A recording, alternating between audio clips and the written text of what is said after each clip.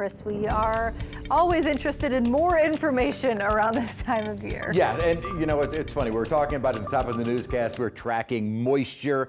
It's almost getting overwhelming, the amount of information we can start talking about so early on, and what we've been watching for with regards to models. And again, models are not what's actually happening. It's what could happen later on in the future. And some of the models were kind of sniffing out maybe a little feature trying to get going into the Gulf of Mexico. Actually, it would be a surprise if the models hadn't been doing that, especially the GFS. What we tend to see early on in the season is something that tries to break off of this area. This is what was called the Central American Gyre. It's basically a broad circulation where we can get little spin-off disturbances, and one such feature may try and go into the Gulf. We may get one in the Caribbean. We may get one that goes out into the East Pacific. The point is, early on in the season, we do tend to look at this area as kind of a hotbed for development. And that is what a lot of the models had been kind of trying to figure out if something would form. Now, what we're also watching at the same time is kind of a surge of moisture.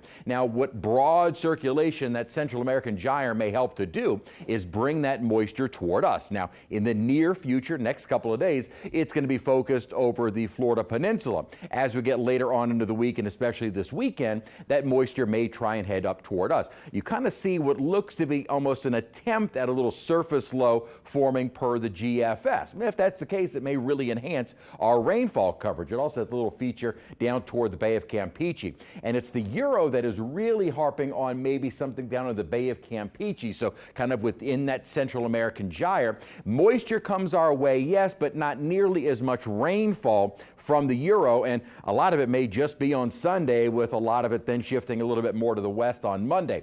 Point is, what we're looking at likely right now, and again, this is just based on what the models are saying at the moment, we'll have the rainfall moving toward Florida as we head toward the end of the weekend, maybe toward us, and right now probably no real tropical development. Here's one of the big factors. We've got strong wind shear that's going to be increasing as we head later on into the week. That will continue on through the weekend. Wind shear rips apart any potential development. As long as we got that strong wind shear in the Gulf, we are in good shape. And that looks to be the case right through this weekend, and kind of getting an enhancement as we head towards Sunday and Monday. So we're not really looking at a very hospitable environment in the Gulf of Mexico for development. And that is what a lot of the model consensus is saying. This is kind of a model consensus of rainfall, bulk of it toward Florida. And then as we head toward the end of the weekend, we may see a inch or two at the very most, based on models at the moment. Again, things could change, and we'll be watching it all week.